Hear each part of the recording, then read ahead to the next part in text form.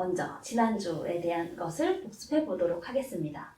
하나님은 하나님 나라를 창조하셨습니다. 그리고 하나님의 형상대로 창조된 사람에게 이 모든 것을 선물로 주셨습니다. 하나님을 대신하여 모든 피조세계를 다스리는 존귀한 존재로 창조된 사람은 죄가 없었습니다. 또 이 하나님 나라에서 안식을 누리며 살았습니다. 사람은 하나님의 뜻에 따라 기쁨과 평강 가운데 피조세계를 다스리고 돌보는 사명을 감당했습니다. 하나님께 영광을 돌리며 살았습니다. 하나님은 사람과 함께 하시며 마땅히 걸어가야 할 길들을 알려주셨고 특별히 하지 말아야 할 것도 알려주셨습니다. 하나님이 창조하신 하나님 나라는 하나님과 사람 그리고 모든 피조물이 함께 어우러져 복된 삶을 누리는 세상이었습니다. 그러나 안타깝게도 사람은 하나님께 불순종하는 죄를 범했습니다. 사탄의 유혹에 빠져 하나님이 금하신 것을 행했습니다. 하나님이 창조자요 주님이신 것을 인정하기를 거부하고 스스로 하나님같이 되기를 원해서 선악을 알게 하는 나무의 열매를 먹었습니다. 사람의 불순종과 범죄의 결과는 참담했습니다. 범죄한 아담과 하와는 하나님의 영광을 잃어버리고 수치스러운 존재가 되었습니다. 하나님 나라에서 누리던 모든 안식과 평강과 기쁨을 빼앗겼습니다. 결국 땅도 저주를 받았으며 그들은 하나님 나라에서 쫓겨났습니다. 그러나 이야기는 여기서 멈추지 않습니다. 하나님은 그들을 완전히 버리지 않으십니다. 다시 하나님 나라에 들어갈 수 있는 길을 마련하십니다. 여자의 후손에 의한 구원의 길을 말씀하셨고 그들의 수치를 가릴 수 있는 가죽옷을 지어 입히셨습니다. 심지어 죽음이 선고된 그 현장에서 아담의 아내에게는 생명이라는 이름이 주어집니다. 오늘은 이런 신실하신 하나님의 이 약속을 어떻게 성취하시는지 하나님이 제시한 구원, 곧 하나님 나라로의 회복의 은혜가 어떻게 나타나는지 알아보려고 합니다.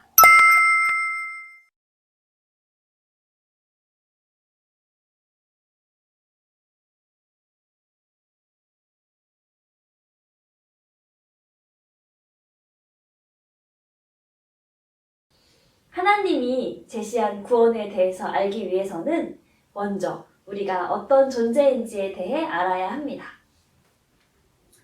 아담 이래로 모든 사람은 죄인입니다. 왜 모든 사람이 죄인인지에 대해 오늘 이 시간 분명히 짚고 넘어가기를 원합니다.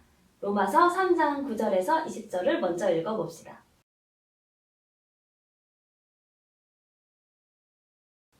아담의 범죄로 인해 전 인류가 아담 안에서 부패했으며 죄로 인해 사망에 처해졌습니다. 아담은 전 인류의 대표입니다. 그렇기에 아담이 한 행위는 그 안에 있는 모든 사람에게 영향을 끼칩니다. 로마서 5장 12절과 19절 그리고 고린도전서 15장 12절에서부터 21절에서 말하고 있습니다. 아담의 타락 이후 성경은 아담 이래로 사람이 어떤 상태에 빠졌는가를 많은 부분에 걸쳐 설명합니다. 창세기 4장부터 11장까지는 뱀의 후손인 가인, 사람의 딸들, 바벨의 사람들과 여자의 후손인 아벨, 노아, 아브라함에 대한 이야기로 가득 차 있습니다. 그리고 구역 성경 전체도 죄인들에 대한 이야기입니다. 물론 하나님의 구원 역사와 더불어 말입니다. 이렇게 성경이 아담 이래로 모든 사람의 죄인됨에 관심 갖는 가장 큰 이유는 구원의 은혜를 설명하려는 겁니다. 성경은 모든 사람이 다 죄인이라고 말합니다. 그러면 성경이 죄인이라고 말할 때 그 기준은 무엇일까요? 그 기준은 바로 하나님의 뜻인 율법입니다. 어떤 얘기냐? 성경에서는 모든 사람이 죄인이라고 선언합니다. 그리고 의인은 한 명도 없다고 말합니다. 로마서 3장 9절에서 11절의 내용입니다. 성경에서 모든 사람이 죄인이라고 말할 때 그 기준은 율법입니다. 로마서 3장 19절에서 20절이 이를 증명합니다. 그러면 우리를 죄인이라 판결하는 이 율법이 무엇인지에 대해 먼저 알아야겠죠. 먼저 결론부터 말하자면 율법은 하나님의 뜻이요 계명입니다. 율법은 이 땅에 사는 모든 사람들이 따라 살아야 할 하나님의 법입니다. 성경은 율법을 두 가지 의미로 사용합니다. 넓은 의미에서 율법은 창세기 1장부터 성경 전체에 게시된 하나님의 뜻을 말합니다. 좁은 의미에서 이 율법은 이스라엘 민족에게 주신 계명을 말합니다. 출애굽기 19장에서 24장에 나와 있는 계명, 특히 20장에 나와 있는 10계명을 얘기하죠. 율법은 하나님께로부터 온 것이기 때문에 거룩하며 또 하나님의 백성이 온전한 삶을 지도하는 것이기 때문에 선하고 의롭습니다. 그런데 우리는 율법 하면 왠지 부정적인 느낌이 먼저 듭니다. 이러한 이유는 율법주의와 율법의 혼동 때문입니다. 율법주의는 율법의 정신을 잃어버리고 문자적으로 완벽하게 지키는 것에 집착하는 그런 입장을 말합니다. 하나님께서 주신 율법은 세상의 빛이며 신자에게는 발의 등이요 길의 빛이기 때문에 율법 하면 부정적인 느낌이 들어선 안 되는 거죠. 율법은 특별한 소수의 사람이 아니라 모든 사람에게 주신 하나님의 뜻입니다. 그리고 그 율법에 따라 하나님은 모든 사람을 심판하십니다. 모든 사람은 피조물로서 창조주 하나님의 통치와 그 법에 순종할 의무가 있습니다. 그러니까 율법을 지키려고 하는 것은 창조주 하나님, 곧 창조자이자 주님이신 하나님을 인정하는 것입니다. 모든 사람은 율법을 지켜야 할 의무를 가진 자들로서 성경은 이들에 대해서 율법 아래에 있는 자들 혹은 율법 행위에 속한 자들이라고 말합니다. 여기서 잠깐, 율법은 모두 몇 가지일까요? 율법은 하지 말라와 하라로 구성되어 있습니다. 하지 말라는 365가지고 하라는 248가지입니다. 그래서 총 613가지입니다. 자, 다시 돌아가서 모든 사람은 하나님께서 주신 이 율법을 따라 살아야 하는데 문제는 이 율법을 기준으로 볼 때 모든 사람이 죄인이며 하나님의 심판 아래에 있다는 겁니다. 의인이 한 명도 없다라고 앞에서 말했죠. 자, 다시 설명해 보겠습니다. 율법을 지킨다는 것은 모든 율법을 항상 지키며 각 율법에 담긴 하나님의 모든 뜻을 지킨다는 것을 의미합니다. 하나님의 뜻은 그러니까 하나님이 원하시는 의는 완전한 의입니다. 갈라디아서 3장 10절과 마태복음 5장 48절을 읽어봅시다. 그런데 이 세상 어느 누구도 율법에 있는 모든 계명을 항상 지킬 수 없습니다. 왜냐하면 아까도 말했듯이 각 율법에 담긴 하나님의 참된 뜻과 요구를 온전히 지켜야 하기 때문입니다. 뭐는 지키고 뭐는 안 지키고가 아닙니다. 또 60% 정도 지키면 되지가 아닙니다. 성경 한 구절을 통해서 자세히 좀 살펴보겠습니다. 마태복음 5장 21절에서 22절에 옛사람에게 말한 바 살인하지 말라 누구든지 살인하면 심판을 받게 되리라 하였다는 것을 너희가 들었으나 나는 너희에게 이르노니 형제에게 노하는 자마다 심판을 받게 되고 형제를 대하여 나가라 하는 자는 공회에 잡혀가게 되고 미련한 놈이라 하는 자는 지옥불에 들어가게 되리라. 여기서 살인하지 말라는 이 명령은 외적인 행동, 그 살인뿐만 아니라 내적인 마음 상태에서 다른 사람을 미워하는 것을 포함하는 겁니다. 그러니까 마음으로 미워하는 것도 살인과 똑같은 죄다라는 거죠. 그리고 무엇보다도 모든 사람은 율법에서 가장 큰 계명이자 가장 중요한 하나님의 법을 범합니다. 첫 번째 계명이 뭘까요? 마태복음 22장 37절에서 38절에 예수님께서 이렇게 말합니다. 내 마음을 다하고 목숨을 다하고 뜻을 다하여 주 너희 하나님을 사랑하라 하셨으니 이것이 크고 첫째 되는 계명이요. 그런데 모든 사람은 이 계명을 온전히 지키지 못합니다. 그것도 매일 어길 뿐만 아니라 마음 깊은 곳에서 진심으로 하나님을 미워하며 그 뜻을 대적합니다. 오직 자기 스스로 하나님이 되어 마음대로 행합니다. 정말 그럴까? 다른 사람은 생각할 것도 없이 우리는 자신을 생각해 보면 됩니다. 하나님을 온전히 사랑하느냐는 질문에 어느 누가 자신 있게 그렇습니다 라고 대답할 수 있겠습니까? 따라서 우리는 율법을 기준으로 죄를 범하는 겁니다. 그래서 모든 사람은 죄인이며 하나님의 정죄와 심판을 피할 수 없습니다. 하나님의 심판에 대해 아무도 변명할 수 없기 때문에 19절처럼 입을 막을 수밖에 없고 20절처럼 율법으로는 죄인임을 인정할 수밖에 없는 겁니다. 율법을 지키지 못하여 내려지는 하나님의 심판을 율법의 저주라고 합니다. 어느 누구도 율법을 지킬 수 없기 때문에 율법 아래에 있는 자는 저주 아래에 있는 자라고 할 수 있습니다. 하나님의 심판, 그리고 율법의 저주가 무엇입니까? 바로 사망입니다. 사망이란 하나님과의 교제의 단절이자 하나님 나라에서 추방을 말합니다. 하나님은 이미 첫 인류인 아담에게 창세기 2장 17절에서 선악을 알게 하는 나무의 열매는 먹지 말라, 내가 먹는 날에는 반드시 죽으리라 라고 죄의 결과는 사망임을 말씀하셨습니다. 아담으로 말미암아서 죄와 사망이 이 세상에 들어와 온 세상을 지배했고 그로 인해 모든 사람이 죄의 결과인 사망에 이르렀습니다. 그래서 이제 모든 사람은 죄로 말미암아 죽은 존재입니다. 여기서 죽음이란 영적 죽음과 육적 죽음 모두를 가리킵니다. 영적 죽음은 하나님과 교제가 단절된 상태를 가리킵니다. 하나님께로부터 오는 모든 생명과 복을 누리지 못하는 상태를 말합니다. 이것은 결국 하나님 나라에서의 추방이며 복에 부재한 상태입니다. 하나님의 임재와 모든 은총이 사라진 지옥과 유사한 죽음, 그리고 그 죽음과 죄의 고통을 겪는 삶입니다. 그리고 또 이러한 영적 죽음은 육적 죽음을 초래하게 되죠. 마지막 때에 있을 심판을 통해 영원한 죽음, 즉 하나님과 영원한 교제의 단절, 그리고 죄에 대한 본격적인 형벌의 시행으로 이어집니다. 자, 그러면 슬슬 의문이 듭니다. 모든 사람이 율법을 지킬 수 없다면 하나님은 왜 그런 율법을 주셨는가? 또 사람은 왜 하나님의 뜻인 율법을 지킬 수 없는가? 맞습니다. 지킬 수 없는 것을 주고 안 지켰다고 벌을 주면 그게 이상한 거죠. 하나님이 그런 오류를 범하셨을까? 그럴 리는 없죠. 원래 사람은 모든 율법을 지켰으며 지킬 수 있는 자였습니다. 하나님은 사람을 죄가 없고 의를 행할 수 있는 자로 창조하셨습니다. 하나님은 사람을 하나님의 형상대로 창조하셨습니다.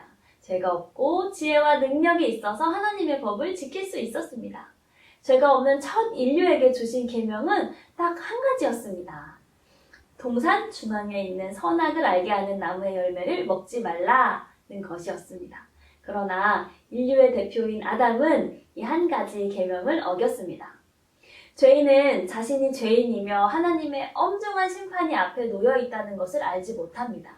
자기가 죄인인 줄 모르면 복음을 멸시하고 조롱합니다. 아담의 범죄로 이 세상에 죄와 사망이 들어온 이후부터는 율법이 있어야 죄인임을 알고 하나님의 심판을 두려워할 수 있습니다.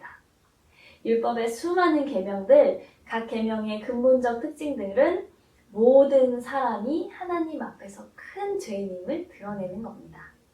율법은 지금 이 세상에서 겪는 모든 고통과 고난, 염려와 두려움, 미움과 분열과 싸움, 의로움과 무가치함, 질병과 죽음 등이 내가 죄인이며 하나님 나라에서 쫓겨났기 때문에 일어난 일이라는 것을 알게 합니다. 하나님은 무지하고 자신이 죄인인지조차 모르는 이런 죄인을 구원하시기 위해 먼저 율법을 통해 그들이 죄인인 것을 알게 하신 겁니다. 사람은 자신의 죄인됨과 심판을 알 때 겸손해집니다. 절망하고 겸손해진 죄인은 하나님의 은혜와 도우심을 구하죠. 절망하고 겸손해진 자는 하나님의 복음, 예수 십자가 은혜를 구하러 나올 수 있습니다. 그래서 성경은 율법을 그리스도께로 인도하는 초등교사라고까지 말합니다. 자, 그러면 율법으로는 구원받을 수 없다는 사실이 조금씩 깨달아지시죠? 그렇다면 이제 죄인을 어떻게 구원하시는지에 대해 알아보도록 하겠습니다. 로마서 3장 21절에서 25절을 읽어봅시다. 하나님은 절망에 빠진 죄인들을 구원하시고자 은혜를 베푸십니다. 그것이 바로 율법 외에 주어진 길이었고 예수님을 화목제물로 세우시는 십자가 대속적 죽음이었습니다. 하나님은 우리 같은 죄인들을 구원하기 위해서 아들이신 예수님을 이 땅에 보내십니다. 요한복음 3장 17절. 그리고 하나님은 예수님을 우리를 대신한 화목제물로 세우십니다. 화목제물은 죄인 대신 하나님의 진노를 받아서 그 진노를 풀어드리기 위해 드려지는 제물을 가리킵니다. 예수님은 십자가에서 우리를 대신하여 하나님의 진노를 받으심으로 우리를 위한 화목제물이 되십니다. 예수님이 우리를 대신해서 죽었다는 의미에서 대속적 죽음이라고 하고 우리가 받을 형벌을 대신 받아서 우리 죄를 속했다는 의미로 형벌, 대속적 죽음이라고 합니다. 이것이 복음, 곧 기쁜 소식입니다. 이것은 하나님의 복음이며 하나님 나라의 복음입니다. 이 예수님의 십자가 사역으로 인해서 죄인들에게는 이제 모든 죄사함을 받고 하나님 앞에 의롭다함을 얻어 구원, 곧 하나님 나라에 들어감을 얻을 길이 열렸습니다. 이것이 이미 구약 성경에서 예언한 바입니다. 의롭다함은 아무 죄도 없이 깨끗한 것을 가리키며 하나님 앞에 설 수 있는 상태를 말합니다. 즉, 하나님 나라에 들어갈 수 있는 자격과도 같은 겁니다. 예수님의 십자가 죽음, 곧 형벌 대속적 죽음을 그리스도 예수 안에 있는 속량이라고도 표현합니다. 그럼 우리 속량이라는 단어에 대해서 조금 더 자세히 알아보도록 할게요. 속량이라는 단어는 기독교 외에는 잘 쓰지 않는 단어입니다. 그래서 기독교 용어라고 생각하기 쉽지만 사도 바울 당시에 예수님 당시에 기독교에서 쓰인 단어가 아니었고 로마 제국에서 일반적으로 쓰인 용어였습니다. 특별히 시장에서 미천하게 사용되던 용어입니다. 학교나 법정에서 사용되는 그런 고급진 단어가 아니라 시장 바닥에서 천하게 쓰인 단어인데 그 중에서도 노예시장에서 쓰인 단어입니다. 로마 제국 당시에는 노예 제도가 있었습니다. 전쟁으로 포로가 된 사람들 혹은 재정 때문에 스스로 팔린 사람들 등 어떤 이유에서 노예로 팔려서 매일매일 노예시장이 열렸다고 합니다. 노예시장에 가면 그 노예들이 제비하게 늘어서 있습니다. 어떤 모습이냐면 대부분 우통을 벗고 목에 이렇게 나무로 된 것들을 끈으로 묶어서 목에 걸고 있습니다. 그 나무에는 그 노예의 가치가 적혀 있는 거죠. 10,000원, 50,000원, 1+1 등. 그러면 지나가던 사람들이 그 값을 보고 흥정을 합니다. 너무 비싸다, 깎아달라 하면서 흥정해서 그 값을 정하면 그 정해진 값의 돈을 지불하고 사는 것, 이것을 속량이라고 합니다. 그러므로 이 속량이라는 단어는 고급진 단어도 아니고 거룩한 단어도 아니고 비천한 시장 바닥에서 쓰는 단어인 겁니다. 이 당시 노예들은 내가 이 주인에게 속했다는 의미로 그 주인을 나타내는 인장을 인두로 지지게 되어 있었습니다. 어디에 지질까요? 대부분 목이나 어깨 등에 새겼다고 합니다. 또 이 당시 로마 제국에는 도망간 노예를 잡는 관청이 따로 있을 정도였다고 합니다. 그러니까 도망간 노예가 그만큼 많았다는 얘기겠죠. 그런데 안타깝게도 이제 대부분 도망간 노예들이 다시 잡힌다고 합니다.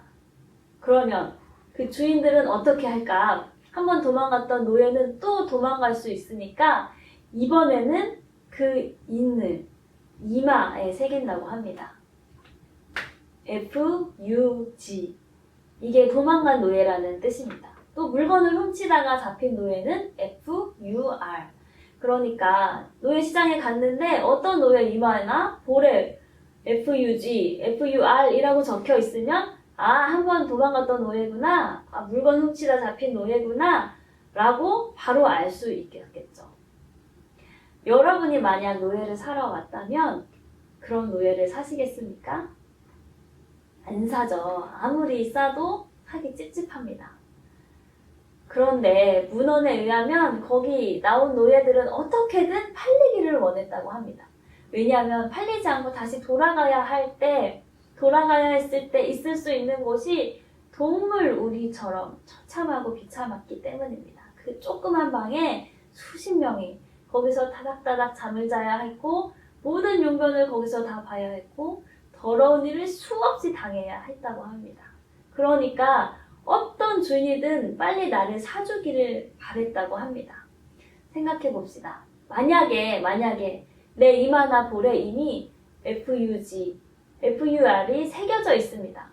가격도 이미 10분의 1로 뚝 떨어져 있습니다. 그런데 그 누구도 넘보지 않습니다. 누구도 사기 싫어합니다. 누가 사겠습니까?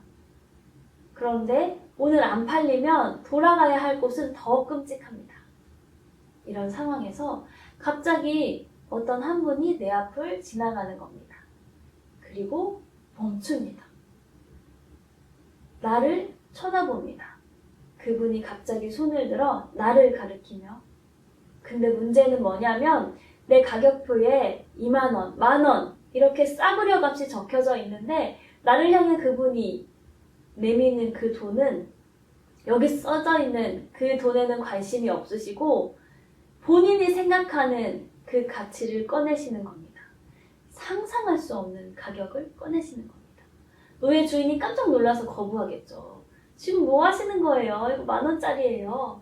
그런데 나를 지목하신 그분은 세상이, 사탄이 매겨놓은 내 가치에 관심이 없으시고 그분이 나를 바라보시는 그 가치대로 값을 지불하십니다. 그분이 누구십니까? 바로 예수 그리스도입니다. 그리고 그 가치가 무엇입니까? 예수 그리스도의 피입니다. 예수 그리스도의 피로 나를 사신 겁니다. 이것이 속량입니다. 그래서 로마서 3장 24절에서는 우리가 하나님의 은혜로 값없이 의롭다 하심을 입었다고 말합니다. 값없이는 거저 혹은 공짜로라는 의미입니다. 거저 얻은 이유는 아무것도 지불할 수 없는 우리의 완전한 무능력 때문입니다. 우리에게서는 거저지만 하나님 편에서는 예수님이 지불되신 겁니다. 그러면 이제 이런 하나님의 은혜가 어떻게 우리에게 임하는지 이것을 아는 것이 중요합니다. 그 은혜는 오직 믿음으로만 받을 수 있습니다. 예수님의 화목제물 대신이라는 그 은총을 입기 위해서는 우리의 믿음이 필요합니다. 그의 피, 곧 예수님의 죽음을 믿을 때 이 형벌대속적 죽음의 혜택을 받는 겁니다. 믿는다는 것은 하나님이 우리를 위하여 행하신 일을 믿고 의지한다는 겁니다. 예수님이 화목제물 되심을 믿는 것입니다. 또 이 예수님의 죽음이 우리가 받을 죄의 형벌을 대신 받으셔서 율법의 저주로 죽은 죽음이라는 것을 믿는 것입니다. 이것이 구원에 이르는 믿음에 대한 가장 최소한의 정의입니다. 이것이 바로 22절의 예수 그리스도를 믿는 믿음입니다. 하나님은 우리에게 오직 믿음의 반응만을 요구하십니다. 오직 믿음만을 원하신다는 것은 죄인이 그 어떤 행위도 구원에 이르게 할 가치가 없다는 것을 말합니다. 오직 믿음만을 원하신다는 것은 이 구원이 전적인 하나님의 은혜임을 알게 하시려는 겁니다. 그러므로 오직 믿음으로 모든 사람이 다 구원에 이를 수 있습니다. 모든 사람은 죄인입니다. 아무리 착한 죄인이라도 죄인에 불과합니다. 의롭다 함을 얻어 하나님 나라에 들어갈 수 있는 방편은 오직 믿음뿐이기에 모든 믿는 자에게 하나님의 의가 차별 없이 미칩니다. 또 놓쳐서는 안 될 것이 있습니다. 예수 그리스도를 믿는 믿음은 연관된 다른 진리에 대한 믿음으로 이어집니다. 우리가 이전에 모든 것을 다해 하나님을 대적하던 극악한 죄인이었으며 그 죄의 형벌로 죽어서 비참하게 지냈던 자였음도 믿는 겁니다. 그래서 항상 겸손하고 감사하는 삶을 살 수 있습니다. 우리의 죄가 완전히 사해져서 하나님 앞에서 의인으로 서 있다는 것도 믿습니다. 그래서 어떤 상황에서도 낙심하지 않고 담대히 하나님 앞에 설 것입니다. 또 우리가 의롭다 함을 얻어 흑암의 권세에 곧 사탄의 나라에서 구출되어 하나님 나라에 들어갔다는 것도 믿습니다. 그래서 하나님 나라 곧 천국의 복락을 기대하며 누릴 겁니다. 우리가 하나님 나라에 들어간 하나님의 백성이요 그 나라에서 주님의 통치를 받는 주님의 제자라는 것도 믿습니다. 그래서 하나님의 뜻과 주님의 말씀에 순종하며 살 것입니다. 순종이 복이기 때문입니다. 꼭 그렇게까지 죽으실 필요가 있었는가? 다른 방법으로 구원하실 수는 없었는가? 이런 물음이 있죠. 그러나 이것은 죄의 심각성과 그 죄를 심판하시는 하나님의 거룩하심을 잘 모르기 때문에 나오는 생각입니다. 하나님은 모든 죄에 대해 마땅한 심판을 내리시는 공의로운 분입니다. 어떤 죄도 죽음이라는 형벌을 피할 수는 없습니다. 죄가 있는 곳에는 반드시 죽음이 있습니다. 대가 없는 죄사함을 말한다면 공의로우신 하나님을 부정하는 겁니다. 그런데 놀랍게도 하나님은 이 죄와 사망을 피할 길을 열어주십니다. 그것은 하나님의 공의를 충족시킬 수 있는 길입니다. 하나님의 아들이신 예수 그리스도가 대신 죄의 벌을 받으시는 겁니다. 화목제물이 되신 겁니다. 하나님은 이 십자가 사건을 통해서 자기의 공의로우심을 온 세상에 알리십니다. 전에는 모든 죄인들이 심판받지 않는 것처럼 보였지만 하나님은 이 십자가로 어떤 죄도 그냥 넘어가지 않으신다는 것을 보이십니다. 십자가는 하나님의 공의입니다. 하나님께 범죄한 것에 대한 해결책은 하나님밖에 제시하실 수 없습니다. 그런데 하나님께서 제시하신 방법이 바로 이 십자가였고 이 십자가의 방법이 구원에 이르는 유일한 길인 겁니다. 하나님은 십자가로 하나님의 공의를 나타내려 하셨다고 성경에 기록되어 있습니다. 하나님은 세상이 하나님의 공의를 알기 원하셨습니다. 하나님이 죄를 미워하시고 죄와 함께 하실 수 없는 의로운 분이심을 알기 원하셨습니다. 하나님이 모든 죄에 대해 심판하시는 분임을 알기 원하셨습니다. 그래서 하나님께 나아오는 모든 자들이 하나님처럼 의를 사랑하고 죄를 미워하기를 원하셨습니다. 아니, 하나님이 원래 창조하시고 기대했던 세상이 어떤 세상인지 모든 사람이 알기를 원하셨습니다. 그리고 앞으로 주실 하나님 나라가 의의 나라라는 것도 말입니다. 하나님은 또한 사랑의 하나님입니다. 그리고 십자가는 하나님의 공의뿐만 아니라 사랑도 나타냅니다. 십자가는 우리를 구원하시기 위한 하나님의 은혜이자 사랑입니다. 하나님은 아들 예수 그리스도를 이 땅에 보내실 필요도 의무도 없으셨습니다. 그런데 하나님의 공의를 따라 자기 아들을 십자가에서 죽게 하시면서까지 우리를 구원하십니다. 십자가에는 하나님이 얼마나 이 세상을 사랑하는지에 대한 증거입니다. 그리고 그 은혜와 사랑은 우리가 하나님을 대적하고 원수로 행하는 죄인이었을 때부터였습니다. 우리가 죄인이었을 때 하나님은 우리를 구원하시려고 자기 아들을 십자가에서 죽도록 내어주신 겁니다. 이를 통해 우리를 향한 하나님의 사랑이 얼마나 큰지 잘 알 수 있습니다. 예수님의 십자가 대속적 죽음은 예수님이 사랑이기도 했습니다. 종합하자면 하나님과 예수님은 우리를 사랑하셔서 함께 이 모든 일을 기쁨으로 계획하시고 참여하시며 시행하신 겁니다.